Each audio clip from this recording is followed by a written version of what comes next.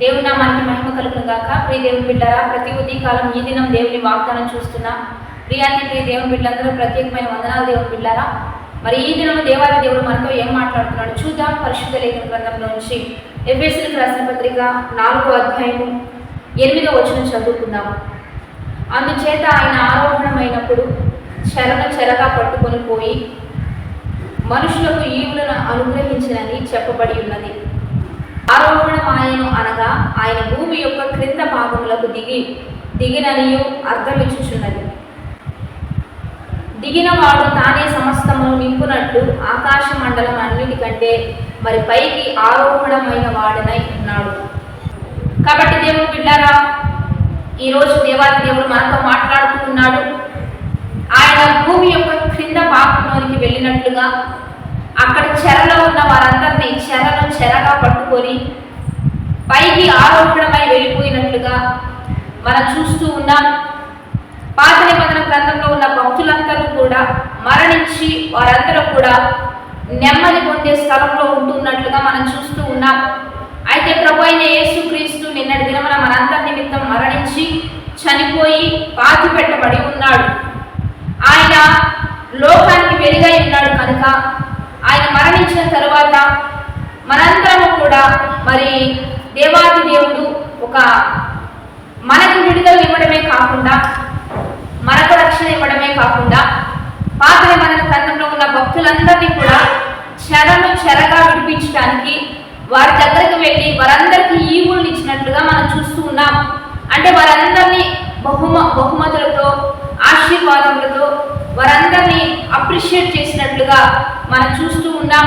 చెరగా వారందరినీ కూడా తీసుకొని ఆయన నెమ్మది పొందే ఆ యొక్క పరదేశంలోనికి అడుగుపెట్టినట్లుగా మనం చూస్తూ ఉన్నాం. కనుక మనకు విడుదల ఇవ్వడమే కాకుండా మనకు శాశ్వత పరిష్కారం ఇవ్వడమే కాకుండా మరి పాత నిబంధన గ్రంథంలో ఉన్నటువంటి భక్తులందరినీ కూడా విడుదలనివ్వడానికి ప్రభు అయిన యేసుక్రీస్తు వచ్చి మరి ఈ శనివారం వారందరినీ గౌరవిస్తూ వారందరినీ ప్రేమిస్తూ వారందరికీ ఈవులు ఇస్తూ వారందరినీ తీసుకొని పరదేశికి వెళ్ళినట్లుగా మనం బైబిల్ లేఖన గ్రంథంలో చూస్తూ ఉన్నాం. కనుక ఆయన మనకు విడుదలనివ్వడమే కాకుండా అనేకులకు విడుదలనిచ్చాడు.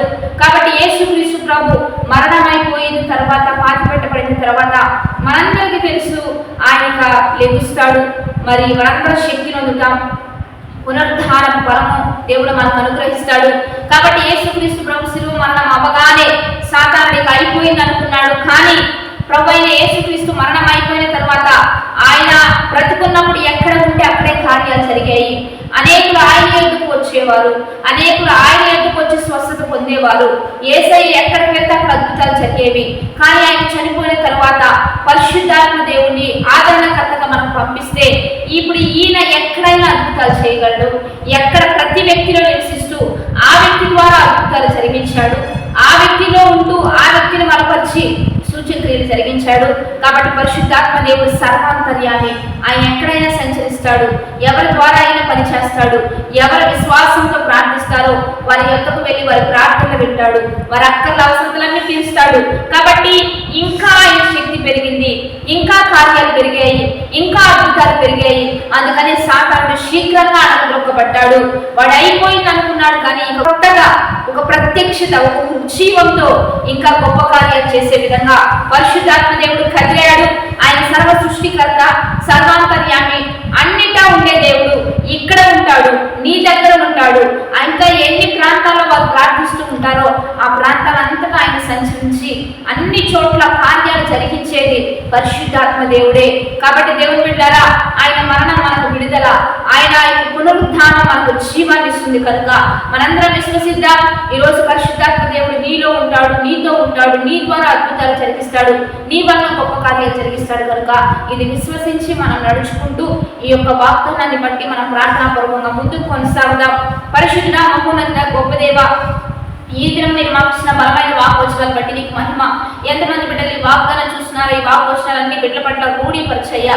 నీ మరణ పునరుద్ధానము మా జీవితానికి గొప్ప కార్యాలు జరిగించాలి.